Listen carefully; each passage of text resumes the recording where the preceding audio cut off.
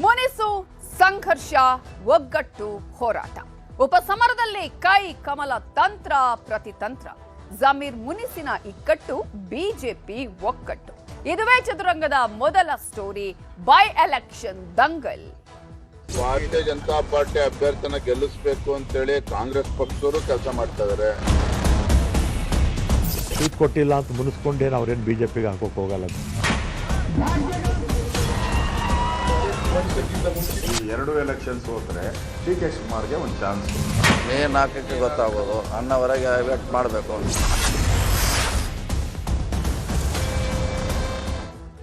April 9ಕ್ಕೆ ರಾಜ್ಯದಲ್ಲಿ 2 ಕ್ಷೇತ್ರಗಳಿಗೆ ಉಪಚುನಾವಣೆ ನಡೆಯಲಿದೆ. ಇವತ್ತು ಏನು ಅನ್ನುವಂತಹ ಒಂದು ಚುನಾವಣೆ ಏನು ಅನ್ನೋದು ಇವತ್ತಿನಿಂದ ಗೊತ್ತಾಗ್ತಾ ಇದೆ. ಕಾರಣ ಇವತ್ತು 2 ಕ್ಷೇತ್ರಗಳಲ್ಲೂ ಅಬ್ಬರದ ಪ್ರಚಾರ ಆರಂಭ ಆಗಿದೆ. ರಂಗೇರಿದೆ ಬೈ ಎಲೆಕ್ಷನ್ ಚುನಾವಣಾ ರಣಕಣ. ಒಂದು ಬಾಗಲಕೋಟೆ, ಮತ್ತೊಂದು ದಾವಣಗೆರೆ. ಹಾಗಾದ್ರೆ ಚುನಾವಣೆಯಲ್ಲಿ ನಿಜವಾದಂತಹ ಒಂದು ಮತದಾರರ ಮನಸ್ಸನ್ನ ಒಲಿಸುವಂತಹ ಪ್ರಯತ್ನ ಹೇಗಿದೆ ಅಂತ ನೋಡಿದ್ರೆ ಇವತ್ತಿನಿಂದ ಅಸಲಿ ಆಟ ಸ್ಟಾರ್ಟ್ ಆಗಿದೆ. ಬಾಗಲಕೋಟೆ ಮತ್ತು ದಾವಣಗೆರೆ ಈ 2 ಕ್ಷೇತ್ರದಲ್ಲೂ ಕೂಡ ಈಗ ಅಬ್ಬರದ ಪ್ರಚಾರವನ್ನ ನಾಯಕರುಗಳು ಮಾಡ್ತಾ ಇದ್ದಾರೆ. ಇನ್ನು ದಾವಣಗೆರೆ ಮತ್ತು ಬಾಗಲಕೋಟೆ ಈ 2 ಕ್ಷೇತ್ರಗಳಲ್ಲಿ ಕಾಂಗ್ರೆಸ್ ಮತಗಳ ಮೇಲೆ ಬಿಜೆಪಿ ಕಣ್ಣು ಹಾಕಿದೆ. ಕಾಂಗ್ರೆಸ್ಗೆ ಇಲ್ಲಿ ಮುನಿಸಿನ ಬಿಸಿ ಎದುರಾಗಿದೆ. ಆದ್ರೆ ಒಂದು ಲೆಕ್ಕದಲ್ಲಿ ನಾವು ನೋಡ್ತಾ ಹೋಗೋದಾದ್ರೆ ಎಷ್ಟೇ ಮುನಿಸು ಇದ್ರೂ ಕೂಡ ಕಾಂಗ್ರೆಸ್ನಲ್ಲಿ ಅಲ್ಲಿ ಸಾಕಷ್ಟು ರೀತಿಯಾದಂತಹ ತಂತ್ರಗಾರಿಕೆಯನ್ನ ಮಾಡ್ಲಾಗ್ತಾ ಇರೋದನ್ನ ನೋಡ್ತಾ ಇದ್ದೀವಿ. ಆದ್ರೆ ಬಿಜೆಪಿಯಲ್ಲೂ ಅಷ್ಟೇ ಈಗಾಗಲೇ ಒಂದು ರೀತಿಯ ಹೇಳಿಕೆಗಳನ್ನ ಕೊಡುವುದರ ಮೂಲಕ, ಜೊತೆಗೆ ಒಳಗಿಂದೊಳಗೆ ಈಗಾಗಲೇ ತಂತ್ರಗಾರಿಕೆಯನ್ನ ಮಾಡೋದ್ರ ಮೂಲಕ ತಾವು ಈ ಸಲ ಮತದಾರರ ಮನಸ್ಸನ್ನ ಗೆಲ್ಲೇಬೇಕು ಅನ್ನುವ ಪ್ರಯತ್ನ ಆಗ್ತಾ ಇದೆ. ಹಾಗಾದ್ರೆ ಮೊದಲಿಗೆ ನಾವು ಹೋಗೋಣ ಬಾಗಲಕೋಟೆ ಕ್ಷೇತ್ರಕ್ಕೆ. ಬಾಗಲಕೋಟೆಯಲ್ಲಿ ಯಾವ ರೀತಿಯಾಗಿ 2 ಪಕ್ಷಗಳು ತಂತ್ರಗಾರಿಕೆಯನ್ನ ಮಾಡ್ತಾ ಇವೆ, ರಣತಂತ್ರವನ್ನ ಹೇಳ್ತಾ ಇವೆ, ಇವತ್ತು ಏನೇನು ಆಯ್ತು ಅನ್ನುವ ಕಂಪ್ಲೀಟ್ ಮಾಹಿತಿಯನ್ನ ನಿಮ್ಗೆ ಕೊಡ್ತಾ ಹೋಗ್ತೇವೆ. ಬಾಗಲಕೋಟೆಯಲ್ಲಂತೂ ಇವತ್ತು ರಣ ಉಲ್ಲಾಸವೇ ಕಾಣಿಸ್ತಾ ಇದೆ. ಇವತ್ತಿನಿಂದ ಮತ್ತಷ್ಟು ರಂಗೇರಿದೆ ಬೈ ಎಲೆಕ್ಷನ್ ಅಖಾಡ. ಕಾರಣ ಮೊನ್ನೆವರೆಗೂ ಕೂಡ ಸ್ವಲ್ಪ ಮಟ್ಟಿನ ಅಲ್ಲಿನ ನಾಯಕರುಗಳು ಪ್ರಚಾರವನ್ನ ಮಾಡ್ತಾ ಇದ್ರು, ಒಳಗೊಳಗೆ ತಂತ್ರಗಾರಿಕೆಯನ್ನ ಮಾಡ್ತಾ ಇದ್ರು. ಇವತ್ತಿನಿಂದ ನೇರವಾಗಿ ನಾಯಕರುಗಳು ಅಖಾಡಕ್ಕೆ ಇಳಿದಿದ್ದಾರೆ. ಬಾಗಲಕೋಟೆಯಲ್ಲಿ 2 ಪಕ್ಷಗಳಿಂದಲೂ ಕೂಡ ಇವತ್ತು ಅಬ್ಬರದ ಪ್ರಚಾರವನ್ನ ನಾವು ಬೆಳಗ್ಗಿನಿಂದಲೂ ಕೂಡ ನೋಡ್ತಾ ಇದ್ದೀವಿ. ನಾಯಕರುಗಳು ಅಲ್ಲೇ ಬೀಡು ಬಿಟ್ಟು ಪ್ರಚಾರವನ್ನ ಮಾಡ್ತಾ ಇದ್ದಾರೆ. ಬಾಗಲಕೋಟೆಯ ವಿವಿಧ ಕಡೆ ಇವತ್ತು ಸಿಎಂ ಸಿದ್ದರಾಮಯ್ಯ ಅವರು ಹೋಗಿದ್ದಾರೆ. ಅಲ್ಲಿ ಮತಬೇಟೆಯನ್ನ ಕೂಡ ಇವತ್ತಿನಿಂದ ಸಿದ್ದರಾಮಯ್ಯ ಮಾಡ್ತಾ ಇರುವಂತದ್ದು. ಇವತ್ತು ಎಂಟ್ರಿ ಆಗಿದೆ. ಸಿದ್ದರಾಮಯ್ಯ ಅವರ ಇವತ್ತು ಎಂಟ್ರಿ ಬಾಗಲಕೋಟೆಯ ಕಾಂಗ್ರೆಸ್ನಲ್ಲಿ ಮತ್ತಷ್ಟು ಉತ್ಸಾಹವನ್ನ, ಹುರುಪನ್ನ ಕೊಟ್ಟಿದೆ. ಜೊತೆಗೆ ಆಪ್ತ ಸ್ನೇಹಿತ ಮೇಟಿ ಪುತ್ರ ಉಮೇಶ್ ಮೇಟಿ ಪರವಾಗಿ ಕ್ಯಾಂಪೇನ್ ಅನ್ನ ಕೂಡ ಸಿದ್ದರಾಮಯ್ಯ ಅವರು ಮಾಡ್ತಾ ಇದ್ದಾರೆ. ಈ ಹಿಂದೆ ಇದು ಬಿಜೆಪಿಯ ಭದ್ರಕೋಟೆ ಆಗಿತ್ತು. ಆನಂತರ HY ಮೇಟಿ ಅವರು ಎಂಟ್ರಿ ಆದ ಬಳಿಕ ಮೊದಲ ಬಾರಿಗೆ ಅವರು ಕೂಡ ಸೋಲನ್ನು ಅನುಭವಿಸ್ತಾರೆ. ಆನಂತರ ಮತ್ತೆ ವೀರಣ್ಣ ಚಂತಿಮಠ ಅವರ ವಿರುದ್ಧ ಗೆಲುವನ್ನು ಸಾಧಿಸ್ತಾರೆ. ಆನಂತರ ಮತ್ತೆ ಸೋಲು ಉಂಟಾಗುತ್ತೆ 2018ರಲ್ಲಿ, 2023ರಲ್ಲಿ ಮತ್ತೆ ಗೆಲುವನ್ನ ಪಡೆದುಕೊಳ್ಳೋದ್ರಲ್ಲಿ ಸಕ್ಸಸ್ ಆಗ್ತಾರೆ. ಹೀಗಾಗಿ ಈ ಒಂದು ಕ್ಷೇತ್ರವನ್ನ ಉಳಿಸಿಕೊಳ್ಳಬೇಕು ಅನ್ನೋದು ಕಾಂಗ್ರೆಸ್ನ ಲೆಕ್ಕಾಚಾರ ಆದ್ರೆ, ತಮ್ಮಲ್ಲಿದ್ದಂತಹ ಕ್ಷೇತ್ರವನ್ನ ಈ ಸಲ ನಾವು ಪಡೆದುಕೊಳ್ಳೇಬೇಕು ಅನ್ನೋದು ಬಿಜೆಪಿ ಅಂತಹ ಲೆಕ್ಕಾಚಾರ. ಸೊ ಇನ್ನೂ 2 ದಿನ ಇಲ್ಲೇ ಇದ್ದು ಸಿಎಂ ಸಿದ್ದರಾಮಯ್ಯ ಅವರು ಈ ಕ್ಷೇತ್ರದಲ್ಲಿ ಮತಬೇಟೆಯನ್ನ ಮಾಡಲಿದ್ದಾರೆ. ಯಾಕಂದ್ರೆ ಅವರದ್ದೇ ಕ್ಷೇತ್ರ ಆಗಿರೋದ್ರಿಂದ ಈ ಸಲ ಪ್ರತಿಷ್ಠೆಯನ್ನಾಗಿ ಕೂಡ ಈ ಕ್ಷೇತ್ರವನ್ನ ತೆಗೆದುಕೊಂಡಿರುವುದನ್ನ ನಾವು ಗಮನಿಸ್ತಾ ಇದ್ದೀವಿ. ಬಿಜೆಪಿ ನಾಯಕರಿಂದಲೂ ಕೂಡ ಈ ಕ್ಷೇತ್ರದಲ್ಲಿ ಪ್ರಚಾರದ ಅಬ್ಬರ ಜೋರಾಗಿದೆ. ಒಂದ್ ಕಡೆ ನಾವು ನೋಡೋದಾದ್ರೆ ದಾವಣಗೆರೆಗಿಂತಲೂ ಜಾಸ್ತಿಯಾಗಿ ಬಾಗಲಕೋಟೆಯಲ್ಲಿ ದೊಡ್ಡ ಮಟ್ಟದ ಅಬ್ಬರದ ಪ್ರಚಾರವನ್ನ ನಾವು ನೋಡ್ತಾ ಇದ್ದೀವಿ. ಹಾಗಾದ್ರೆ ಈಗ ಬಿಜೆಪಿ ನಾಯಕರ ತಂತ್ರಗಾರಿಕೆ ಏನು? ಬಾಗಲಕೋಟೆಯಲ್ಲಿ ವೀರಣ್ಣ ಚರಂತಿಮಠ ಅವರನ್ನ ಈ ಸಲ ಗೆಲ್ಲಿಸಲೇಬೇಕು ಅನ್ನುವಂತಹ ಒಂದು ಉತ್ಸಾಹ ಬಾಗಲಕೋಟೆಯಲ್ಲಿ ಬಿಜೆಪಿಯಲ್ಲಿ ಕಾಣಿಸ್ತಾ ಇದೆ. ಈ ಹಿನ್ನೆಲೆಯಲ್ಲಿ ಬಿಜೆಪಿ ನಾಯಕರು ಕೂಡ ಕ್ಷೇತ್ರದಲ್ಲಿ ಪ್ರಚಾರದ ಅಬ್ಬರವನ್ನ ಮಾಡ್ತಾ ಇದ್ದಾರೆ. ಕಾರಣ ಅತ್ಯಂತ ಕಡಿಮೆ ಮತಗಳ ಅಂತರದಿಂದ 2023ರಲ್ಲಿ ವೀರಣ್ಣ ಚರಂತಿಮಠ ಅವರು ಸೋಲನ್ನ ಅನುಭವಿಸಿರುವುದು HY ಮೇಟಿ ಅವರ ವಿರುದ್ಧ. ಹಾಗಾಗಿ ಈ ಸಲ ನಮಗೆ ಗೆಲುವು ಖಂಡಿತ ಸಿಗುತ್ತೆ ಅನ್ನುವಂತಹ ಆತ್ಮವಿಶ್ವಾಸ ಬಿಜೆಪಿ ನಾಯಕರಲ್ಲಿ ಕಾಣಿಸ್ತಾ ಇದೆ. ಇನ್ನು ವೀರಣ್ಣ ಚರಂತಿಮಠ ಅವರ ಪರವಾಗಿ ಇವತ್ತು ಬಿಜೆಪಿ ರಾಜ್ಯಾಧ್ಯಕ್ಷರಾಗಿರುವಂತಹ BY ವಿಜೇಂದ್ರ ಅವರು ಮತಯಾಚನೆಯನ್ನ ಮಾಡಿದ್ದಾರೆ. ಈಗಾಗಲೇ ಬಿಜೆಪಿಗೆ ಒಂದು ದೊಡ್ಡ ಆತ್ಮವಿಶ್ವಾಸ ಇರೋದು ಈ ಕ್ಷೇತ್ರದಲ್ಲಿ. ಈ ಸಲ ಹೇಗಾದ್ರೂ ಮಾಡಿ ನಾವು ಈ ಕ್ಷೇತ್ರವನ್ನ ಗೆಲ್ತೀವಿ ಅನ್ನುವಂತಹ ಒಂದು ಆತ್ಮವಿಶ್ವಾಸ, ಲೆಕ್ಕಾಚಾರವನ್ನ ಕೂಡ ಬಿಜೆಪಿ ಹಾಕಿಕೊಂಡಿದೆ. ಇನ್ನು ಈ ಕ್ಷೇತ್ರ ಏನು ಈಗಾಗಲೇ ಕಾಂಗ್ರೆಸ್ನ ತೆಕ್ಕೆಯಲ್ಲಿದೆಯಲ್ಲ, ಆ ಕ್ಷೇತ್ರವನ್ನ ಕಿತ್ತುಕೊಳ್ಳೋದಕ್ಕೆ ಮತ್ತೆ ಬಿಜೆಪಿ ಈ ಸಲ ಪ್ಲಾನ್ ಅನ್ನ ಮಾಡ್ಕೊಳ್ತಾ ಇದೆ. ಆದ್ರೆ ಅಟ್ ದ ಸೇಮ್ ಟೈಮ್ ಕಾಂಗ್ರೆಸ್ಗೂ ಕೂಡ ಇದು ಪ್ರತಿಷ್ಠೆಯ ಪ್ರಶ್ನೆಯಾಗಿದೆ. HY ಮೇಟಿ ಅವರ ಪುತ್ರನಿಗೇನೆ ಈ ಸಲ ಟಿಕೆಟ್ ಅನ್ನು ಕೊಟ್ಟಿರೋದು ಉಮೇಶ್ ಮೇಟಿ ಅವರಿಗೆ. ಹಾಗಾಗಿ ಅನುಕಂಪ ಕೂಡ ನಮಗೆ ಹೆಲ್ಪ್ ಆಗಬಹುದು ಅನ್ನುವಂತಹ ಲೆಕ್ಕಾಚಾರ, ಮೇಟಿ ಅವರು ಮಾಡಿರುವಂತಹ ಕೆಲಸ ನಮಗೆ ಸಹಾಯ ಆಗುತ್ತೆ ಅನ್ನುವಂತಹ ಲೆಕ್ಕಾಚಾರ ಕಾಂಗ್ರೆಸ್ನಲ್ಲಿ ಕೂಡ ಇದೆ. ಇನ್ನು ಕಾಂಗ್ರೆಸ್ ಮತಗಳ ಮೇಲೆ ಕಮಲ ಕಣ್ಣನ್ನ ಇಟ್ಟಿರೋದನ್ನ ನಾವಿಲ್ಲಿ ಗಮನಿಸಬಹುದು. ಹೇಗೆ ಅಂತ ನಾವು ನೋಡ್ತಾ ಹೋಗೋದಾದ್ರೆ, ಈ ಕ್ಷೇತ್ರ ಈ ಹಿಂದೆ ಕೂಡ ನಾನು ಆಗ್ಲೇ ಹೇಳಿದ ಹಾಗೆ ಒಂದು 41 ವರ್ಷಗಳ ಬಳಿಕ ಈ ಕ್ಷೇತ್ರವನ್ನ HY ಮೇಟಿ ಅವರ ಮೂಲಕ ಕಾಂಗ್ರೆಸ್ ತಮ್ಮ ತೆಕ್ಕೆಗೆ ಪಡ್ಕೊಳ್ಳೋದಕ್ಕೆ ಸಾಧ್ಯ ಆಗಿರೋದು. ಈ ಹಿನ್ನೆಲೆಯಲ್ಲಿ ಮರಳಿ ಪಕ್ಷದ ತೆಕ್ಕೆಗೆ ಈ ಬಾಗಲಕೋಟೆ ಕ್ಷೇತ್ರವನ್ನ ಪಡೆಯೋದಕ್ಕೆ ಬಿಜೆಪಿ ಇಲ್ಲಿ ಸರ್ಕಸ್ ಮಾಡ್ತಾ ಇದೆ. 98 to 2013 ವರೆಗೂ ಕೂಡ ಈ ಕ್ಷೇತ್ರ ಬಿಜೆಪಿಯ ತೆಕ್ಕೆಯಲ್ಲೇ ಇತ್ತು ಅನ್ನೋದನ್ನ ನಾವಿಲ್ಲಿ ಗಮನಿಸಬೇಕಾಗುತ್ತೆ. ಪ್ರಮುಖವಾಗಿ ಪೂಜಾರ ಆಗಿರ್ಬೋದು, ವೀರಣ್ಣ ಚರಂತಿಮಠ ಅವರು ಈ ಒಂದು ಕ್ಷೇತ್ರವನ್ನ ಗೆದ್ದು ತಾವು ಈ ಕ್ಷೇತ್ರಗಳಲ್ಲಿ ಬಿಜೆಪಿಯನ್ನ ಈ ಕ್ಷೇತ್ರವನ್ನ ಉಳಿಸಿಕೊಂಡಿದ್ರು. ಇಂತಹ ಸಂದರ್ಭದಲ್ಲಿ ಪರಿಷತ್ ಸದಸ್ಯ PH ಪೂಜಾರ್ ಅವರ ಮನವೊಲಿಕೆಯಲ್ಲೂ ಕೂಡ ಬಿಜೆಪಿ ಸಕ್ಸಸ್ ಆಗಿದೆ. ಯಾಕಂತ ಹೇಳಿದ್ರೆ ಇವರಿಬ್ಬರಲ್ಲಿ ಯಾರಿಗೆ ಟಿಕೆಟ್ ಅನ್ನುವಂಥ ಪ್ರಶ್ನೆ ಇತ್ತು. ಕಳೆದ 2 ಬಾರಿ PH ಪೂಜಾರ ಅವರೇ ಈ ಕ್ಷೇತ್ರವನ್ನ ಗೆದ್ದಿದ್ರು. ಆ ನಂತರದನ್ನ ವೀರಣ್ಣ ಚರಂತಿಮಠ ಅವರಿಗೂ ಕೂಡ ಆ ಕ್ಷೇತ್ರವನ್ನ ನೀಡಲಾಗಿತ್ತು. ಹಾಗಾಗಿ ಈ ಸಲ PH ಪೂಜಾರ ಅವರಿಗೆ ಏನಾದರೂ ಟಿಕೆಟ್ ಸಿಗಬಹುದಾ ಅನ್ನುವಂತಹ ಕುತೂಹಲ ಇತ್ತು. ಆದರೆ ಆ ನಂತರ ಆ ಎಲ್ಲ ಅಸಮಾಧಾನವನ್ನ, ಎಲ್ಲ ಗೊಂದಲಗಳನ್ನ ನಿವಾರಿಸಿ ಅಲ್ಲಿ ಮಾತುಕತೆಯನ್ನ ಕೂಡ ಮಾಡ್ತಾರೆ. ಸಂಧಾನ ಕೂಡ ಸಕ್ಸಸ್ ಆಗುತ್ತೆ. ಆದ್ರೆ ಒಳಗಿಂದೊಳಗೆ ಆಂತರಿಕ ಭಿನ್ನಮತ ಇದ್ರೂ ಕೂಡ ಇರಬಹುದು, ಗೊತ್ತಾಗೋದಿಲ್ಲ. ಆದ್ರೆ ಸದ್ಯಕ್ಕೆ ನೇರವಾಗಿ ನಾವು ನೋಡ್ತಾ ಹೋಗೋದಾದ್ರೆ ಆ ರೀತಿಯ ಭಿನ್ನಮತ ಇದೀಗ ಕಾಣಿಸ್ತಾ ಇಲ್ಲ. ಇನ್ನು ಕಾಂಗ್ರೆಸ್ ಮತಗಳನ್ನ ಸೆಳೆಯೋದಿಕ್ಕೂ ಕೂಡ ಬಿಜೆಪಿ ನಾಯಕರು ಸರ್ಕಸ್ ಅನ್ನ ಮಾಡ್ತಾ ಇದ್ದಾರೆ ಈ ಒಂದು ಕ್ಷೇತ್ರದಲ್ಲಿ. ಕಾರಣ ಮಲ್ಲಿಕಾರ್ಜುನ ಮೇಟಿ ಅವರ ಬೆಂಬಲಿಗರಿದ್ದಾರಲ್ಲ, ಅವರೊಂದಷ್ಟು ಅಸಮಾಧಾನ ಇನ್ನೂ ಕೂಡ ಇದೆ. ಈಗಾಗಲೇ ಅವರ ಕುಟುಂಬದ ಮಧ್ಯೆನೇ ಒಂದು ರೀತಿಯಾದಂತಹ ಅಸಮಾಧಾನ ಇರುವಂತದ್ದು. ಅವರ ಕುಟುಂಬ ಈಗ ಒಂದಾಗಿದ್ರು ಕೂಡ ಅವರವರ ಬೆಂಬಲಿಗರು ಇನ್ನೂ ಕೂಡ ಒಂದಾಗಿಲ್ಲ ಗ್ರೌಂಡ್ ನಲ್ಲಿ ಅನ್ನುವಂತಹ ಮಾತುಗಳು ಕೂಡ ಕೇಳಿ ಬರ್ತಾ ಇದೆ. ಸೊ ಆ ನಿಟ್ಟಿನಲ್ಲಿ ಅದರ ಲಾಭವನ್ನ ಪಡೆಯೋದಿಕ್ಕೆ ಇಲ್ಲಿ ಬಿಜೆಪಿ ಒಂದಷ್ಟು ಪ್ರಯತ್ನವನ್ನ ಮಾಡ್ತಾ ಇದೆ ಅಂತ ಹೇಳಲಾಗ್ತಾ ಇದೆ. ಇನ್ನು ಬಿಜೆಪಿಗಾಗಿ 2 ಕ್ಷೇತ್ರದಲ್ಲಿ ಕಾಂಗ್ರೆಸ್ಸಿಗರು ಕೆಲಸ ಮಾಡ್ತಿದ್ದಾರೆ ಅನ್ನುವಂತಹ ಒಂದು ಅಚ್ಚರಿಯ ಹೇಳಿಕೆಯನ್ನ ಇವತ್ತು ಬಿಜೆಪಿ ರಾಜ್ಯಾಧ್ಯಕ್ಷರಾಗಿರುವ BY ವಿಜಯೇಂದ್ರ ಅವರು ಕೊಟ್ಟಿರುವಂತದ್ದು. ಈ ಒಂದು ಹೇಳಿಕೆ ಇದು ಏನು ಬೇಕಾದರೂ ಆಗಬಹುದು. ಒಂದು ಕಡೆ ಕಾಂಗ್ರೆಸ್ನಿಂದ ಹೌದಾ ಅನ್ನುವಂಥ ನಿಟ್ಟಿನಲ್ಲಿ ಕೆಲಸವನ್ನು ಮಾಡಬಹುದು, ಅಥವಾ ಇಲ್ಲ ಅನ್ನುವಂತಹ ನಿಟ್ಟಿನಲ್ಲಿ ಕೆಲಸ ಮಾಡದೇ ಇರುವಂತಹ ಚಾನ್ಸಸ್ ಕೂಡ ಇದೆ. ಯಾಕಂದ್ರೆ ಒಂದೇ ಕಲ್ಲಿನಲ್ಲಿ 2 ಹಕ್ಕಿ ಹೊಡೆಯುವಂತಹ ಕೆಲಸವನ್ನ ಇವತ್ತು BY ವಿಜಯೇಂದ್ರ ಅವರು ಈ ಸ್ಟೇಟ್ಮೆಂಟ್ ಅನ್ನು ಕೊಡೋದ್ರ ಮೂಲಕ ಮಾಡಿದ್ದಾರೆ. ಸೊ ಬಿಜೆಪಿ ರಾಜ್ಯಾಧ್ಯಕ್ಷ BY ವಿಜಯೇಂದ್ರ ಅವರ ಈ ಒಂದು ಕುತೂಹಲದ ಮಾತು ಇದೆಯಲ್ಲ, ಇದು ಯಾವ ರೀತಿಯಾಗಿ ಮತಗಳು ಟರ್ನ್ ಆಗತ್ತೆ ಅನ್ನುವಂತಹ ಕುತೂಹಲ ಕೂಡ ಇದೆ. ಯಾಕಂದ್ರೆ ಅವರೇ ಹೇಳ್ಕೊಂಡಾಗ ನಾನೇನು ಉಡಾಫೆಯಿಂದ ಈ ವಿಚಾರವನ್ನ ಹೇಳಿಲ್ಲ, ಬೇಜವಾಬ್ದಾರಿಯಿಂದ ಈ ಹೇಳಿಕೆಯನ್ನ ಕೊಡ್ತಾ ಇಲ್ಲ, ಅವರ ಪರವಾಗಿರುವವರೇ ನಮ್ಮ ಪರವಾಗಿ ಕೆಲಸ ಮಾಡ್ತಿದ್ದಾರೆ ಅನ್ನುವಂತಹ ಒಂದು ಹೇಳಿಕೆಯನ್ನ ಕೊಟ್ಟಿದ್ದಾರೆ. ಸೊ BY ವಿಜಯೇಂದ್ರ ಇವರು ಮಾಡಿರುವಂತಹ ಮಾತು ಯಾವ ರೀತಿಯಾಗಿ ಇದು ಟರ್ನ್ ಅನ್ನು ಪಡ್ಕೊಳ್ಳುತ್ತೆ ಅನ್ನುವಂತಹ ಕುತೂಹಲದ ಜೊತೆಗೆ ಕಾಂಗ್ರೆಸ್ ನಾಯಕರು ಈ ವಿಚಾರಕ್ಕೆ ಒಂದು ಲೇವಡಿಯನ್ನು ಕೂಡ ಮಾಡಿದ್ದಾರೆ. ನೀವು ಕಾಂಗ್ರೆಸ್ನವರು ನಮ್ಮ ಜೊತೆ ಇದ್ದಾರೆ ಅಂತ ಹೇಳ್ತಾ ಇದ್ದೀರಿ, ಆದರೆ ನಾವು ಹೇಳ್ತಾ ಇದ್ದೀವಿ ಕಾಂಗ್ರೆಸ್ನವರು ನಿಮ್ಮ ಜೊತೆ ಇಲ್ಲ, ಬಿಜೆಪಿ ಅವರು ಕೂಡ ನಮ್ಮ ಜೊತೆ ಇದ್ದಾರೆ ಅನ್ನುವಂತಹ ಒಂದು ಮಾತನ್ನ ಕೂಡ ಈಗಾಗಲೇ ಕಾಂಗ್ರೆಸ್ನ ನಾಯಕರುಗಳು ಹೇಳ್ತಾ ಇದ್ದಾರೆ. ಸಚಿವ ಸತೀಶ್ ಜಾರಕಿಹೊಳಿ ಅವರು ಈ ಸ್ಟೇಟ್ಮೆಂಟ್ ಅನ್ನು ಕೂಡ ಆಲ್ರೆಡಿ ಕೊಟ್ಟಿದ್ದಾರೆ. ಹಾಗಾದ್ರೆ ಇದೇ ವಿಚಾರಕ್ಕೆ ಸಂಬಂಧಪಟ್ಟ ಹಾಗೆ BY ವಿಜೇಂದ್ರ ಆಗಿರ್ಬೋದು ಅಥವಾ ಸಚಿವ ಸತೀಶ್ ಜಾರಕಿಹೊಳಿ ಅವರು ಇತರೆ ನಾಯಕರು ಏನ್ ಹೇಳಿದ್ದಾರೆ ನೋಡೋಣ. ಭಾರತೀಯ ಜನತಾ ಪಾರ್ಟಿ ಅಭ್ಯರ್ಥಿನ ಗೆಲ್ಲಿಸ್ಬೇಕು ಅಂತೇಳಿ ಕಾಂಗ್ರೆಸ್ ಪಕ್ಷದವರು ಕೆಲಸ ಮಾಡ್ತಾ ಇದಾರೆ 2 ಕ್ಷೇತ್ರದಲ್ಲಿ. ನಾನು ಪ್ರಾಮಾಣಿಕವಾಗಿ ಹೇಳ್ತೇವೆ, ನಾನು ಸುಮ್ನೆ ನಿಮ್ಗೆ ಹೇಳಿಕೆ ಸುಮ್ನೆ ಉಡಾಫೆಯಾಗಿ ನಮ್ಮ ಮಾತನ್ನ ಹೇಳ್ತಿಲ್ಲ. ಕಾಂಗ್ರೆಸ್ ಪಕ್ಷದವರು ಇವತ್ತು ಒಳಗೆ ನಮ್ಗೆ ಸಹಕಾರ ನೀಡ್ತಾ ಇದ್ದಾರೆ. ಹಂಗೆ ಬಿಜೆಪಿ ಅಭ್ಯರ್ಥಿ ಗೆಲ್ಲಿಸ್ಬೇಕು ಅಂತೇಳಿ ಯಾರೇ ಕೆಲಸ ಮಾಡಿದ್ರು ನಾನು ಸ್ವಾಗತ ಮಾಡ್ತೇನೆ. ಬಾಗಲಕೋಟೆನಲ್ಲಿ ಬೇರೆ ಬೇರೆ ಹರಿಕತೆಗಳು ಹೇಳ್ಕೊಂಡಿಲ್ಲಿ ಹಣ ಬಲ ತೋಳ್ಬಲವನ್ನ ಬಳಸ್ಕೊಂಡು ಅಧಿಕಾರದ ದುರ್ಬಳಕೆಯನ್ನ ಮಾಡಿಕೊಂಡು ಇಲ್ಲಿ ದಬ್ಬಾಳಿಕೆ ಮಾಡಬೇಕು ಅಂತ ಹೇಳಿದ್ದು ಕಾಂಗ್ರೆಸ್ ಪಕ್ಷ ಹುನ್ನಾರ ನಡೆಸ್ತಾ ಇದೆ. ಆದರೆ ಬಾಗಲಕೋಟೆಯ ಪ್ರಜ್ಞಾವಂತ ಮತದಾರರು ಈಗಾಗಲೇ ನಿರ್ಧಾರ ಮಾಡಿದ್ದಾರೆ, ಭಾರತೀಯ ಜನತಾ ಪಾರ್ಟಿಗೆ ಆಶೀರ್ವಾದನ ಮಾಡ್ತಾರೆ, ನಮ್ಮ ವೀರಣ್ಣ ಚರಂತಿಮಠ ಅವರು ಗೆಲ್ತಾರೆ. ಅವ್ರಿಗೆ ಆತಂಕ ಇರೋದು DK ಇಂದ, ಜನಗಳಿಂದ ಆತಂಕ ಅಲ್ಲ. ಏನಾನ ಸೋತ್ರೆ ನನ್ನ ಚೇರ್ನ ಖಾಲಿ ಎಳ್ಕೊಂಡು ಹೋಗ್ತಾರೆ, ಚೇರ್ ಕಿತ್ಕೊಂಡು ಹೋಗ್ತಾರೆ ಅಂತ ಭಯ. ಆ ಚೇರ್ ಕಿತ್ಕೊಂಡು ಹೋಗ್ತಾರೆ ಭಯದಿಂದ ಸಿದ್ದರಾಮಯ್ಯನವರು 5 ದಿನ ಪ್ರಚಾರ ಹಾಕ್ಕೊಂಡಿದ್ದಾರೆ. ಈಗ ಜಮೀರ್ ಮುಂಚ್ಕೊಂಡು ಅವರು ಕಾಣೆ ಆಗ್ಬಿಟ್ಟಿದಾರಲ್ಲ, ಕೇರಳಗೆ ಹೋಗ್ಬಿಟ್ಟಿದ್ದಾರೆ. ಕಾಣದಂತೆ ಮಾಯವಾದನು ನಮ್ಮ ಜಮೀರ, ಕೇರಳಕ್ಕೆ ಓಡಿ ಹೋದರು, ಆ ಸ್ಥಿತಿ ಆಗ್ಬಿಟ್ಟಿದೆ. ಕೈಯ ಕೊಟ್ಟು ಓಡಿ ಹೋದರು, ಕೇರಳಕ್ಕೆ ಕೈಯ ಕೊಟ್ಟು ಓಡಿ ಹೋದ ನಮ್ಮ ಜಮೀರ ಅಂತೇಳಿ ಇಲ್ಲಿ ಆಲಾಪನೆ ಶುರುವಾಗಿದೆ.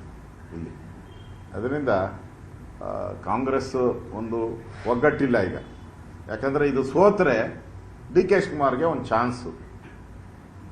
ಈ 2 ಎಲೆಕ್ಷನ್ ಸೋತರೆ ಡಿ ಕೆ ಶಿವಕುಮಾರ್ಗೆ ಒಂದು ಚಾನ್ಸು. ಅದಕ್ಕೆ ಡಿ ಕೆ ಅವರು ಕೂಡ ಒಂದು ಸ್ವಲ್ಪ ಉಪ್ಪು ಖಾರ ಹಾಕ್ದಂಗೆ ಕಾಣಿಸ್ತಾ ಇದೆ. ಮೇ 4ಕ್ಕೆ ಗೊತ್ತಾಗೋದು. ಅನ್ನ ಹೊರಗೆ ವೇಟ್ ಮಾಡಬೇಕು. ಒಳಗಿದೆ ಹೊರಗಿದೆ ಅಂತ 4 ತಾರೀಕೆ ಗೊತ್ತಾಗ. ನಮ್ಮ ಹೆಂಗೆ ಹೇಳೋದು ಈಗ ನಾವು ಈಗ ಅವ್ರ ಪರವಾಗಿದ್ದವ್ರು ನಮ್ಮ ಕಣ್ಣು ಹೋದಾರ. ಈಗ ಬಿ ಜೆ ಪಿ ಅವರು ನಮಗೂ ಒಳಗಿದ್ದಾರೆ. ಈಗ ಸುಮಾರು ಜನ ಇದ್ದಾರೆ. ಬಾಗಲಕೋಟೆಯಲ್ಲಂತೂ ಈಗಾಗಲೇ ನಾನಾ ತಂತ್ರಗಾರಿಕೆಯನ್ನ ಮಾಡಲಾಗ್ತಾ ಇದೆ. ಈ ಸಂದರ್ಭದಲ್ಲಿ ಕೂಡ ವಿಜೇಂದ್ರ ಹೇಳಿರುವಂತಹ ಒಂದು ಸ್ಟೇಟ್ಮೆಂಟ್ ಅದು ಯಾವ ರೀತಿಯಾಗಿ ವರ್ಕೌಟ್ ಆಗುತ್ತೆ ಅನ್ನೋದ್ರ ಜೊತೆಗೆ ವೀರಣ್ಣ ಚರಂತಿಮಠ ಅವರನ್ನು ಗೆಲ್ಲಿಸುವಂತಹ ನಿಟ್ಟಿನಲ್ಲಿ ಬಿಜೆಪಿ ತಂತ್ರಗಾರಿಕೆ ಏನು, ತಮ್ಮ ಸ್ಥಾನವನ್ನು ಉಳಿಸಿಕೊಳ್ಳುವುದಕ್ಕೆ ಕಾಂಗ್ರೆಸ್ ಈಗಾಗಲೇ ನಾನಾ ತಂತ್ರಗಾರಿಕೆಯನ್ನ ಕೂಡ ಮಾಡ್ತಾ ಇದೆ. ಉಳಿಸಿಕೊಂಡೇ ಕೊಡ್ತೀವಿ ಅನ್ನುವಂತಹ ಅಚಲ ವಿಶ್ವಾಸವನ್ನ ವ್ಯಕ್ತಪಡಿಸ್ತಾ ಇದೆ. ಇದು ಬಾಗಲಕೋಟೆ ಕ್ಷೇತ್ರದಾದ್ರೆ, ಇನ್ನು ದಾವಣಗೆರೆ ದಕ್ಷಿಣ ಕ್ಷೇತ್ರದಲ್ಲೂ ಕೂಡ ಅಬ್ಬರದ ಪ್ರಚಾರ ಆರಂಭ ಆಗಿದೆ. ಕಾಂಗ್ರೆಸ್ನ ಪರಿಸ್ಥಿತಿ ಏನು ಅಂತ ನಾವು ನೋಡ್ತಾ ಹೋಗೋದಾದ್ರೆ, ಅದರಲ್ಲಿ ಕೂಡ ಬಿಕ್ಕಟ್ಟಿನ ಮಧ್ಯೆ ಕಾಂಗ್ರೆಸ್ನಲ್ಲಿ ಒಂದಷ್ಟು ಒಗ್ಗಟ್ಟನ್ನ ತೋರಿಸುವಂತಹ ಪ್ರಯತ್ನಗಳು ಆಗ್ತಾ ಇದೆ. ಏನೆಲ್ಲ ಬಿಕ್ಕಟ್ಟು ಆಯಿತು ಅನ್ನೋದನ್ನ ನಾವು ನೋಡಿದ್ವಿ. ಅದನ್ನು ಸರಿಪಡಿಸುವಂತಹ ಕೆಲಸಗಳನ್ನ ಕೂಡ ನಾಯಕರು ಮಾಡ್ತಾ ಇದ್ದಾರೆ. ಇನ್ನು ದಾವಣಗೆರೆ ದಕ್ಷಿಣ ಗೆಲ್ಲೋದಿಕ್ಕೆ ಇಲ್ಲಿ ಬಿಜೆಪಿ ಮತ್ತು ಕಾಂಗ್ರೆಸ್ ಕೂಡ ಅಬ್ಬರದ ಪ್ರಚಾರವನ್ನ ಕೈಗೊಂಡಿದೆ. ಈ ಕ್ಷೇತ್ರವನ್ನ ಉಳಿಸಿಕೊಳ್ಬೇಕು ಅಂತ ಹೇಳಿ ಕಾಂಗ್ರೆಸ್ ಆದ್ರೆ ಈ ಕ್ಷೇತ್ರವನ್ನ ಈ ಸಲ ತಮ್ಮ ತೆಕ್ಕೆಗೆ ತೆಗೆದುಕೊಳ್ಳಬೇಕು ಅನ್ನುವಂತಹ ನಿಟ್ಟಿನಲ್ಲಿ ಬಿಜೆಪಿ ಕೂಡ ಅಲ್ಲಿ ನಾನಾ ಕಸರತ್ತುಗಳನ್ನ ಮಾಡ್ತಾ ಇದೆ. ಈ ಎಲ್ಲಾ ಬಿಕ್ಕಟ್ಟು ಇದೆಯಲ್ಲ, ಈಗಾಗಲೇ ಒಂದಷ್ಟು ಅಲ್ಪಸಂಖ್ಯಾತರ ವಿಚಾರ ಆಗಿರ್ಬೋದು, ಅಲ್ಪಸಂಖ್ಯಾತರಿಗೆ ಟಿಕೆಟ್ ಸಿಕ್ಕಿಲ್ಲ ಅನ್ನುವಂಥದ್ದು, ಅನಂತರ ಕೆಲಸ ಆಯಿತು ಸಾದಿಕ್ ಪೈಲ್ವಾನ್ ಅವರನ್ನು ಕರ್ಕೊಂಡು. ಆದ್ರೂ ಕೂಡ ಅಲ್ಪಸಂಖ್ಯಾತರು ಯಾವ ರೀತಿಯಾಗಿ ಈ ಒಂದು ಮುನಿಸನ್ನ ಮರೆತು ಕಾಂಗ್ರೆಸ್ ಜೊತೆ ಬರ್ತಾರೆ ಅನ್ನುವಂತಹ ಪ್ರಶ್ನೆ ಇನ್ನೂ ಕೂಡ ಪ್ರಶ್ನೆಯಾಗಿಯೇ ಇದೆ. ಸೊ ಬಿಕ್ಕಟ್ಟಿನ ಮಧ್ಯೆ ಮತದಾರರ ಮನವೊಲಿಕೆಗೆ ಕಾಂಗ್ರೆಸ್ ಶತ ಪ್ರಯತ್ನವನ್ನ ಮಾಡ್ತಾ ಇದೆ.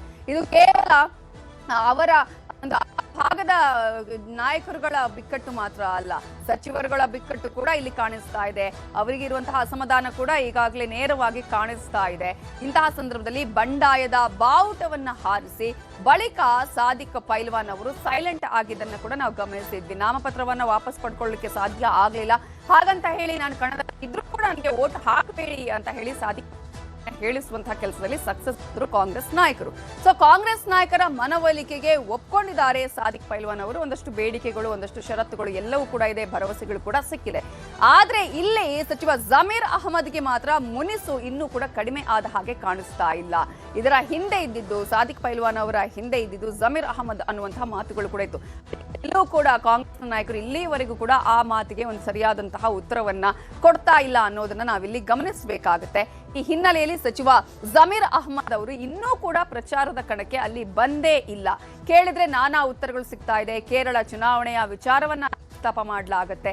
ಆದ್ರೆ ಇದರ ಹಿಂದೆ ಜಮೀರ್ ಅಹಮದ್ ಅವರು ಇರೋದು, ಮುನಿಸು ಇನ್ನೂ ಕೂಡ ಕಡಿಮೆ ಆಗದೆ ಇರೋದು ಸ್ಪಷ್ಟವಾಗಿ ಕಾಂಗ್ರೆಸ್ಗೆ ದೊಡ್ಡ ಮಟ್ಟದಲ್ಲಿ ಒಂದಷ್ಟು ಟೆನ್ಷನ್ಗೂ ಕೂಡ ಕಾರಣ ಆಗ್ತಾ ಇದೆ.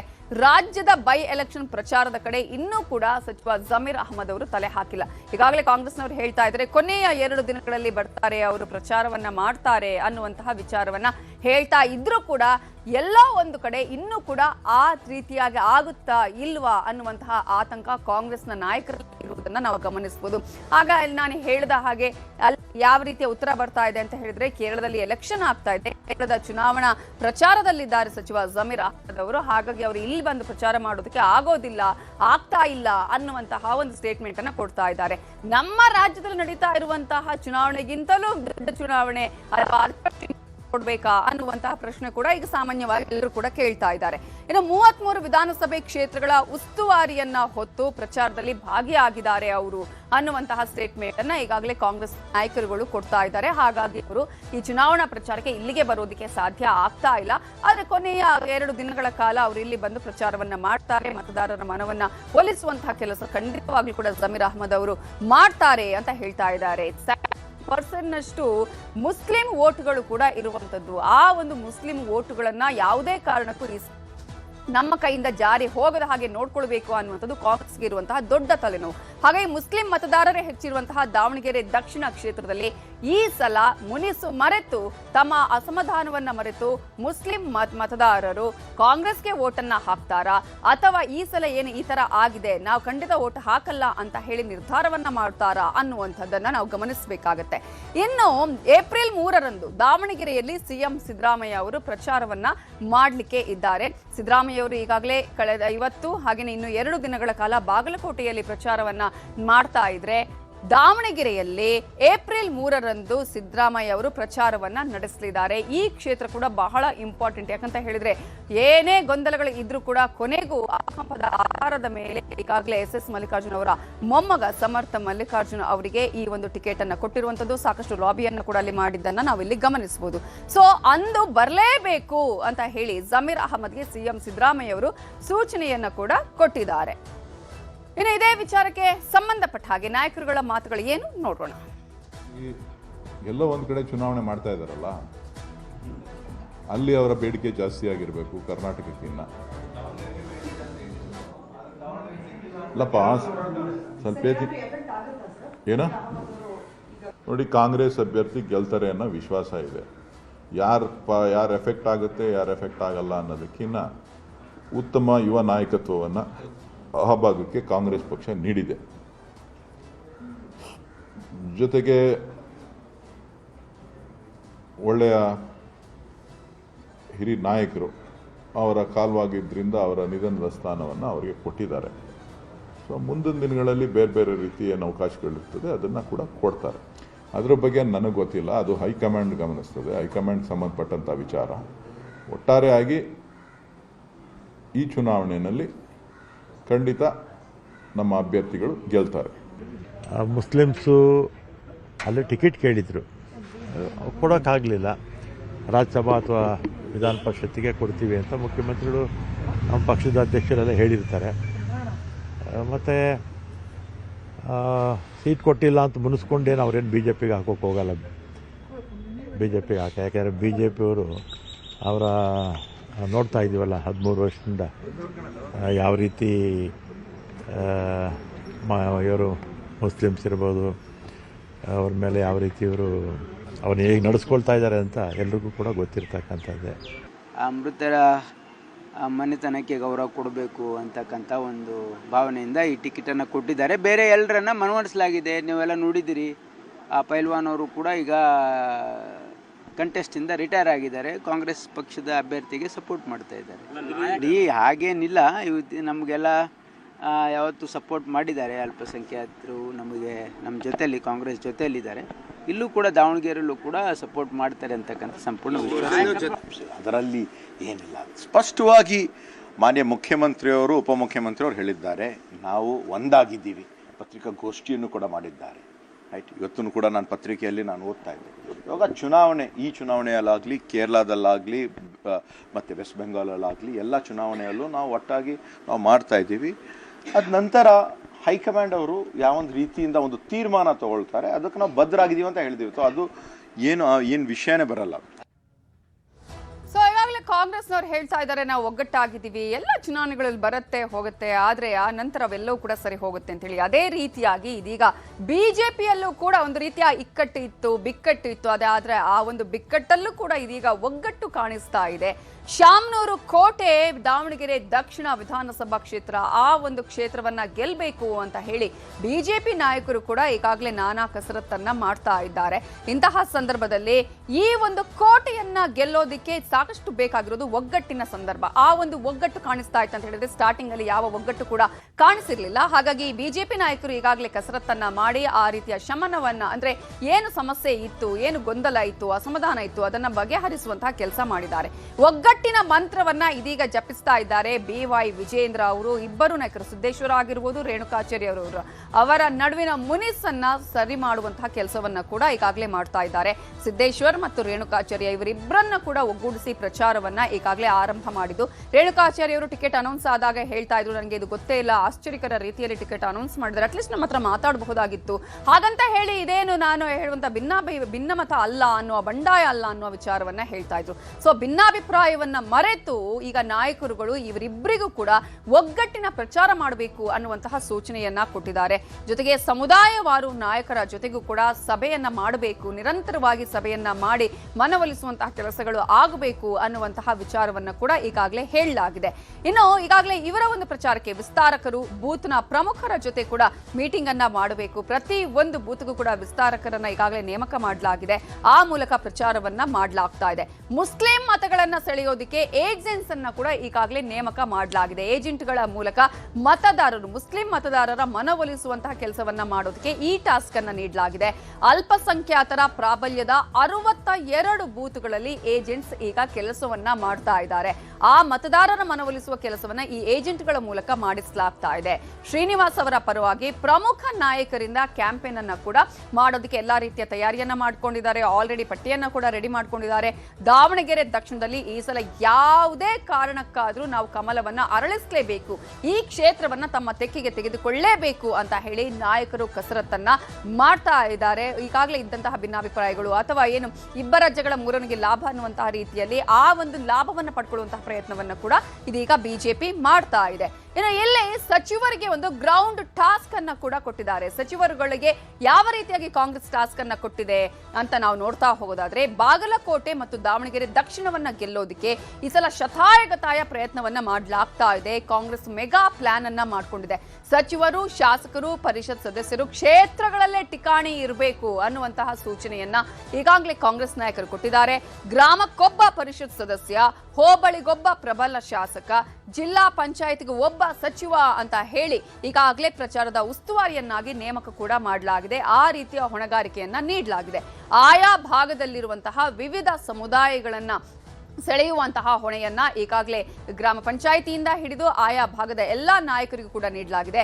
ಬೈ ಎಲೆಕ್ಷನ್ ಮತಗಳಿಕೆ ಆಧಾರದಲ್ಲೇ ಮುಂದಿನ ದಿನಗಳಲ್ಲಿ ಜವಾಬ್ದಾರಿಯನ್ನ ನೀಡುವ ಸೂಚನೆಯನ್ನ ಕೂಡ ಕೊಡಲಾಗಿದೆ. ಹಾಗಾಗಿ ಈ ಎರಡೂ ಕ್ಷೇತ್ರಗಳಲ್ಲಿ ಕಾಂಗ್ರೆಸ್ ಮತ್ತು ಬಿಜೆಪಿ ದೊಡ್ಡ ಮಟ್ಟದ ತಂತ್ರಗಾರಿಕೆಯನ್ನ ಕೂಡ ಮಾಡ್ತಾ ಇರೋದನ್ನ ನಾವು ಗಮನಿಸ್ತಾ ಇದ್ವಿ. ಇಂತಹ ಸಂದರ್ಭದಲ್ಲಿ ಮತದಾರರ ಮನವೊಲಿಸುವಂತಹ ಪ್ರಯತ್ನದಲ್ಲಿ ಈ ಎರಡೂ ಕ್ಷೇತ್ರಗಳಲ್ಲಿ ಎರಡೂ ಪಕ್ಷಗಳು ಯಾವ ರೀತಿಯಾಗಿ ಕಸರತ್ತನ್ನ ಮಾಡ್ತವೆ ಅನ್ನುವಂತಹದನ್ನ ಪ್ರತಿನಿತ್ಯ ನಿಮಗೆ ನಾವು ಮಾಹಿತಿಯನ್ನ ಕೊಡ್ತಾ ಹೋಗ್ತೀವಿ.